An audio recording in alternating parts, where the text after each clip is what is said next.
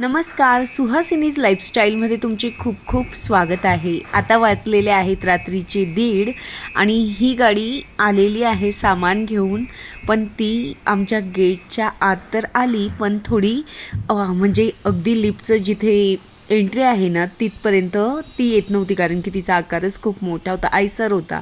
आणि सकाळच्या 4 वाजता 4:15च्या दरम्यान गाडी सामान खाली करून चालली गेलेली. आणि मग काय, त्या 2.5 तासामध्ये झालेली धावपळ, नंतर सकाळी हे सगळा बघितलेला पसारा, असं डोकं गरगरत होतं. पण सुरुवात तर करायची होती. तुम्ही शॉर्ट व्हिडिओला सगळ्यांनी खूप भरभरून प्रेम दिलं, त्यासाठी तुमची मनापासून आभारी आहे. सगळ्यात आधी तर ना कुठलं साहित्य खाली करायचं बॅग्समधलं, तर ते डोकंच चालत नव्हतं. पण मी ना पिंप खाली करायला घेतला, की जेणेकरून ना म्हणजे तिथल्या वस्तू पितळी वगैरे आधीच काढून घेतल्या. आणि मी वस्तू ना म्हणजे पितळी घासण्याच्या भानगडीत काही पडली नाही, त्या अगदी तशाच मी कॅबिनेट्समध्ये ठेवून दिल्या. पण स्टीलची भांडी मात्र मला सगळी स्वच्छ करावी लागली, कारण की ती फार धुळीने माखलेलीच होती. कारण की ती वरती असल्यामुळे ना भरपूर अशी धूळ म्हणजे चिकटपणा आलेला होता भांड्यांना. आणि कपडेही भरपूर असे धुवावे लागले. पितळी भांडे ना या कॅबिनेटमध्ये मी फक्त पुसून घेतले आणि ठेवून दिले. हाच विचार येत होता की आता कसा हा सगळा सामान एकदाचा मध्ये जाईल. पण दरवेळेस कसं असतं, ट्रान्सफर होते ना तर प्लॅनिंग असतं आणि आधी सगळा सामान स्वच्छ केलेला असतो, भांडे कपडे सगळं प्रॉपर. पण यावेळेस ना सगळं उलट होतं, कारण की सगळं अचानक झालेलं, सामान पण आणलेला तो काही स्वच्छ नव्हता. म्हणून मला इथं संपूर्ण सामान स्वच्छ करून घ्यावा लागला आणि तो रचावा लागला. त्यामुळे एवढे दिवस गेले. सामाना वाचून पण घराला घर पण येत नाही, तसं सगळं खाली होतं, किचन ट्रॉली कॅबिनेट्स. त्यामुळे ना मलाही भांड्यांची खूप आठवण येत होती, कपड्यांचीही येत होती. डिशवॉशर आणि वॉशिंग मशीनने तर काय साथ दिली. खरंच त्यांच्यामुळे ही कामं माझी सगळी सोपी झाली. पहिल्या दिवशी तर डिशवॉशर मी जवळपास 10 ते 12 वेळेस लावलं असेल. सगळी स्टीलची भांडी घासून घेतली होती, त्यामध्ये फक्त प्लास्टिकची भांडी हाताने घासावी लागली. नंतर ना कपडे पण मी 5-7 दिवसात बऱ्यापैकी आणलेले सगळेच, म्हणजे सगळेच कपडे धुवून टाकलेले तिथे जितके होते तिथे, म्हणजे तेवढे. यावेळची पॅकिंग ना मिस्टरांनी केलेली होती आणि अगदी मस्तच केलेली होती. कुठलेही भांडी म्हणजे काचेचे सिरॅमिकचे कुठलेही फुटले नाही, किंवा प्रत्येक भांड्याला अगदी व्यवस्थित असं गुंडाळलेलं होतं. स्टीलच्या भांड्यांनाही गुंडाळलेलं होतं. म्हणजे अगदी सिस्टमॅटिकली सगळा सामान आलेला. फक्त एवढं होतं, दरवेळेस मी म्हणजे अशा पद्धतीने भरायची की मोठ्या मोठ्या बॅग्समध्ये. पण यावेळेस म्हणजे छोट्या बॅग्सचाही खूप वापर केलेला होता. जुने कपडे जे टाकून द्यायचे होते ना त्यांचाही भरपूर असा वापर केलेला होता. तर सगळ्यात आधी ना मग मी भांड्यांना ना पूर्ण असं काढून घेतलेलं.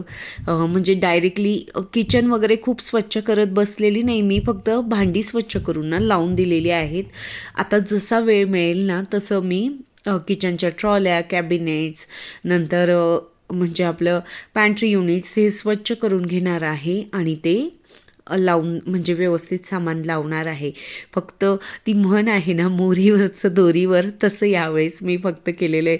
तो बाहेर पसारा बघून ना असं जीव घाबरल्यासारखं होत होतं. किचन ओटा तुम्ही बघू शकतात, डोकंच चालत नव्हतं. बापरे, आता कसं सामान म्हणजे जाणार हे सगळं.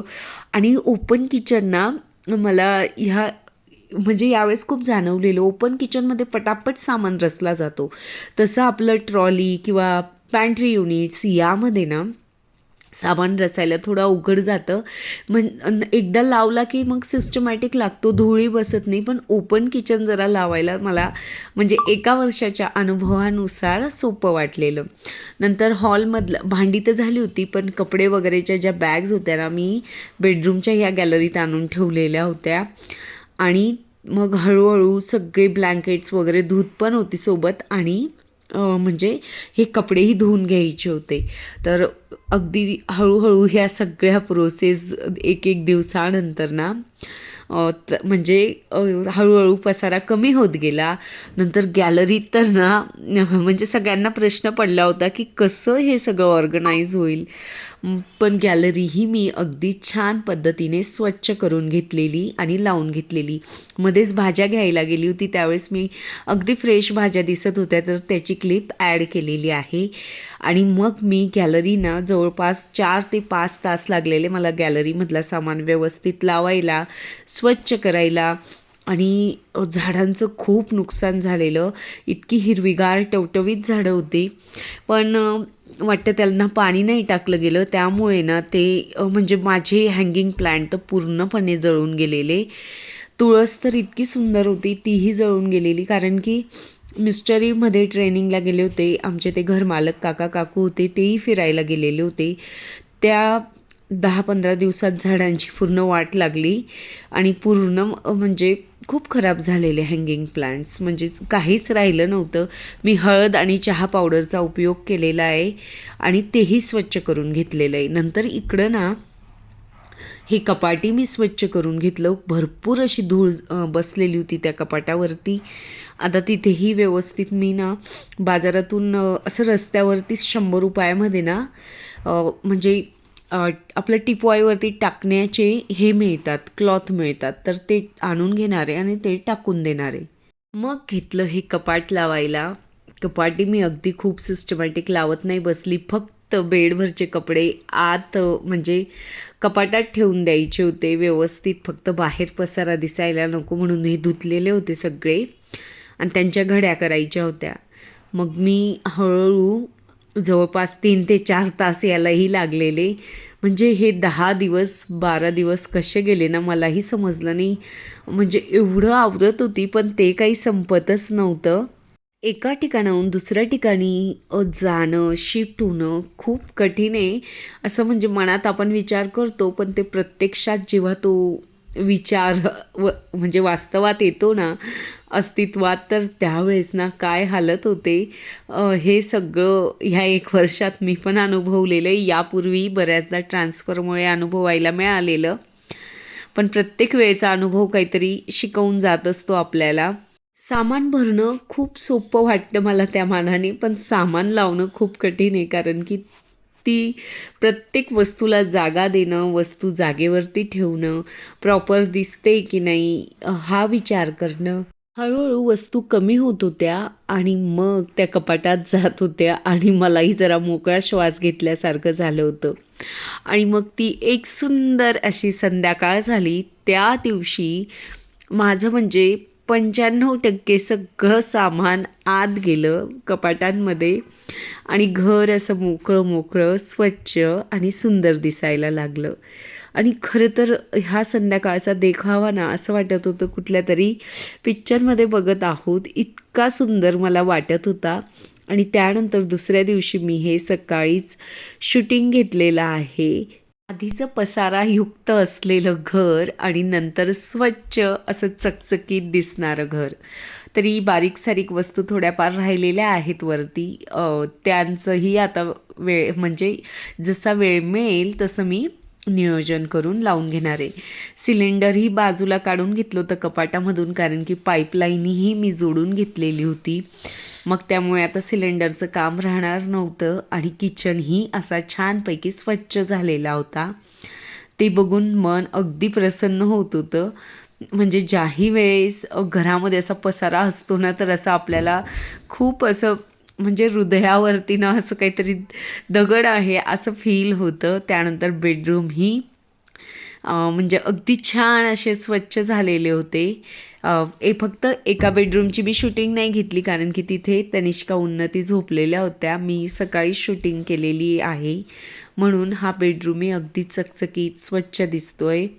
छान वाटतं. आणि ही छोटीशी झलक गार्डनची. गार्डन म्हणजे छोट्याशा माझ्या गॅलरीतल्या.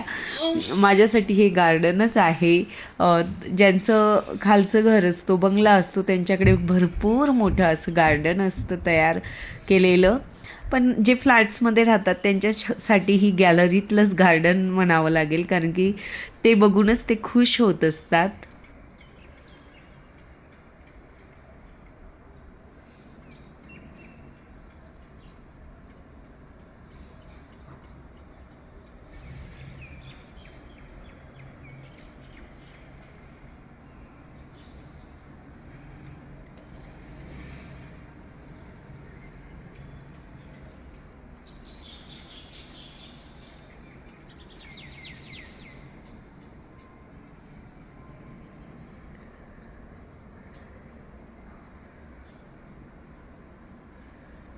अशा पद्धतीने घर तर सेट केलेलं आहे. मी आता सगळ्यात आधी ना किचन आवरेल आणि मग तुम्हाला नक्कीच किचनची टूर देईल आणि मग संपूर्ण कपाटं वगैरे सगळी रचून घेईल. प्रत्येक व्हिडिओमध्ये शेअर करेल ते काय काम केलेलं आहे, कसं स्वच्छ, कसं ऑर्गनाईज केलेलं आहे टप्प्याटप्प्याने. आणि मग मी संपूर्ण घराची म्हणजे टूर पण नक्कीच देईल. यावेळेस तर नक्कीच देईल. मला बऱ्याच कमेंट्स येत आहे त्याबद्दल. आधी किचन टूर देईल आणि मग नंतर होम टूर देईल. आजचा व्हिडिओ कसा वाटला ते कमेंटद्वारे नक्कीच सांगा मला. चला आता आपण परत भेटूया नवीन व्हिडिओसोबत. Bye bye.